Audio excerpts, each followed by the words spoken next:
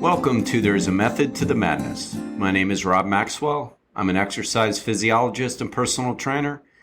I'm the owner of Maxwell's Fitness Programs, and I've been in business since 1994. The purpose of this podcast is to get to the real deal of what really works, and most importantly, why things work. Let's use the science, people.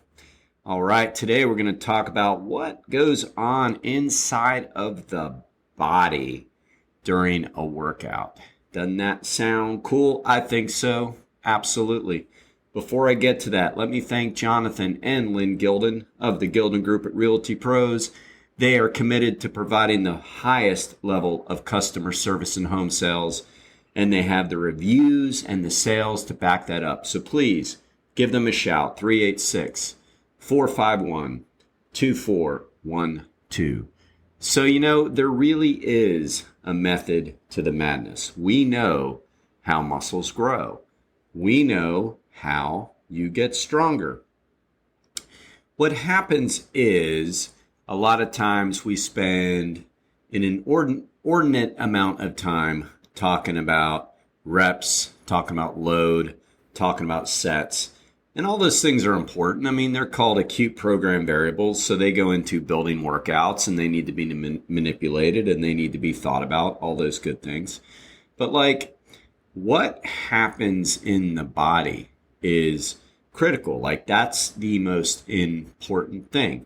So let's just go through an exercise. Let's say we're doing a primary exercise, because that's probably the easiest illustration to use. Let's say we're doing a bicep curl. So if we've picked the exercise correctly for what we want to do, so in the case of we want to get our biceps bigger, which is called hypertrophy, or we want to get our biceps stronger because we want to be able to carry the luggage better, we want to be able to lift things better, whatever your goals are. I mean, they're very similar. I mean, you really don't get stronger without hypertrophy, and it's hard to get hypertrophy without getting stronger. So they go hand in hand, but whatever you're training for. So let's say we picked the best exercise that's going to match your goals, whether it be, say, a machine curl, or maybe you like to do dumbbell curls, but whatever. You've picked the right exercise, you've picked the right joint action. So what happens is when you start to lift the weight, and of course I'm talking about in good form, so you're lifting the weight correctly, you're using the right muscles, the right joints, the right joint actions. When you start to lift the weights, what happens is your body sends a feedback mechanism to your brain telling you how many muscle fibers to recruit initially to move the load. All right. So basically, inside of your muscles, you have little readers, little neurotransmitters, so to say, that are going to read what's going on in the muscle. The neurotransmitters are then sent to the brain, and then you have neurological stimulus that's sent to the brain. So basically, the muscle sends a signal to the brain of how heavy the load is. The brain automatically sends how many muscle fibers to contract. Now, like everything in life, your body likes homeostasis, so it wants to get back to normal.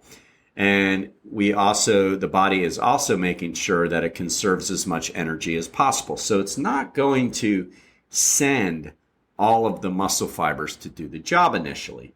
Now, two things change that as the muscles start to get fatigued, so the set continues longer and the initial load is heavier. We're going to start out with a higher level of recruitment. Those are the things that change what we call recruitment. But let's just say we're using a modest, moderate load. So as the reps continue, the same feedback loop continues, and the brain continues to send signals to the muscles, recruiting more and more muscle fibers. Now, if you take that set to what is called momentary muscular failure, where you cannot have reached another repetition. You are stopped in your tracks. You have recruited all of the muscle fibers within that muscle.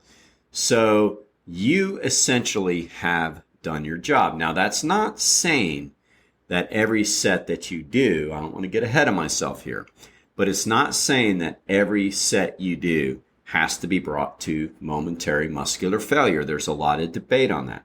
But it is said that on most working sets, not warm-up sets, but on most working sets, you have to get close. There's also a bit of an accumulation factor. So we don't really completely recover in between sets. So if you got close to failure on one set, and then the next set you got close to failure again, that's probably enough. Like, I think we all wish there was this intrinsic mechanism that would tell us exactly the amount of failure, fatigue, recruitment we reached. That way we don't continue on and do more, because if we overtrain, we're going to cut into our recovery. But essentially, that is what happens when we lift. It's really about recruiting the maximal amount of muscle fibers. Now, there's thousands, hundreds of thousands of muscle fibers within a muscle. So each motor unit contains different muscle fibers, and each muscle belly has different motor units. So the idea is to be able to recruit all of the muscle fibers of a muscle. Things that help that is picking the right exercise selection. For example, not to get too far in the weeds here, but just so you have an understanding. For example, the biceps function is not only elbow flexion, where you're bringing your wrist towards your body, but is also wrist supination. So it has two functions. So if you're doing a bicep exercise that requires you to go through flexion and supination, you are more likely to recruit all of the muscle fibers of that particular muscle belly, which is really what we want. If you were to do hammer curls, for example, you're going to recruit many, but probably not all of the bicep brachii, because there's no supination in that. It's the opposite. Your wrist is held neutral. But the good thing about that is now you're recruiting muscles of the brachioradialis. But the point is, the moral of this story is that if you want to get better at recruiting the muscle fibers, your first thing to do is really make sure that you make the first critical decision, which is exercise selection for what you're trying to do. All right, so that's what happens. We recruit all the muscle fibers. So studies have shown, like, if we've created an inroad into the muscle of 75%, essentially. So if you have weakened that muscle by doing that, and it could happen like maybe 1 or 2 sets to failure, 5 sets not to failure. Like, there's all these different ways to essentially reach recruitment of the muscle where we're creating muscle damage. I mean, that's what we want. I don't want you to think you have to be sore to create muscle damage, because that's not true. Soreness is a part of it, but it is not the only factor. And some people just don't get sore anymore. Really, our objective is simple. We need to recruit all the muscle fibers by getting close to failure and not overtraining. It is such a tight balance we have to walk all the time.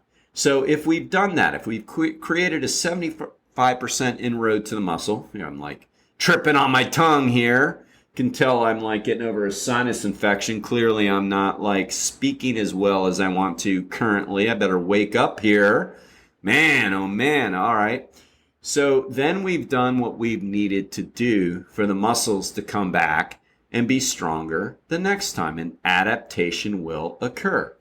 All right, and so the 2 adaptations that occur if we've done our job, if we've recruited those muscles, and if we've rested appropriately, which means literally rest and sleep, but also getting the food that we need to repair and all that good stuff that lot goes into recovery, then there are 2 particular adaptations that happen to where we come back stronger and more muscular. The first one is called a neurological adaptation. That means recruitment. That's what you think of when you hear the term muscle memory. When we lift weights or when we strength train, our body first gets more efficient at what we're doing. The first adaptation to occur is neurological adaptation. In fact, so many times you hear kids say, oh, I'm getting bigger, and they're 11. Well, you know what? They're not, because hypertrophy doesn't occur until maturation, physical maturation has been reached. You have to have the hormonal system set up before hypertrophy can occur. But they might be getting stronger, and they're getting stronger through what is called the neurological adaptation. Our body simply gets more efficient at recruiting the correct, efficient muscle fibers.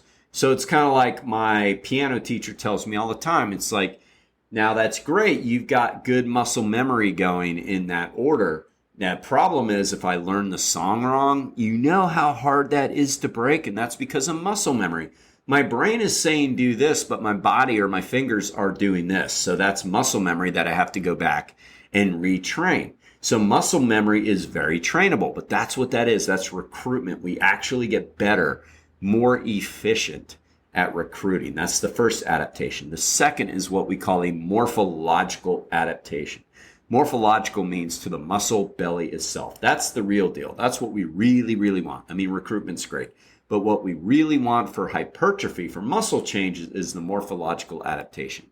95% of the morphological change is in hypertrophy. 5% possibly in hyperplasia. Hyperplasia means that the muscle fibers actually divide themselves and come back as new fibers.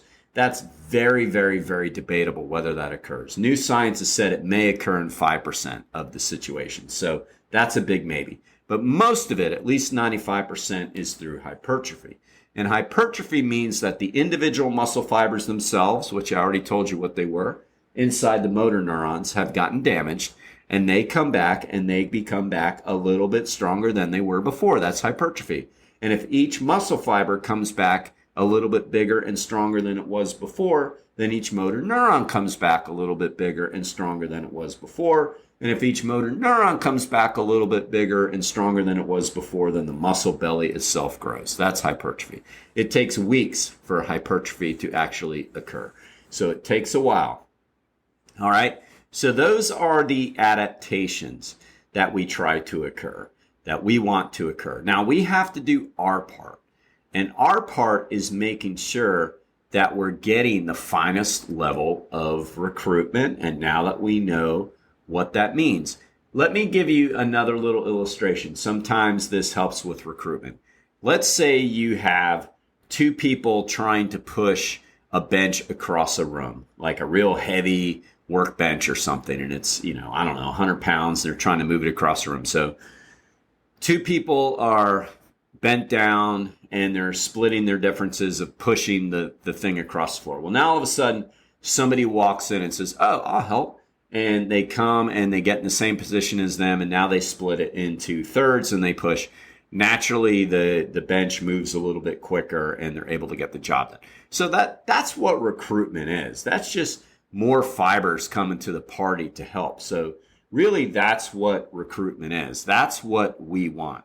So our part is making sure that we choose the right exercise so we recruit the right muscles. Like so many people will choose a bench press because they're trying to make their chest bigger.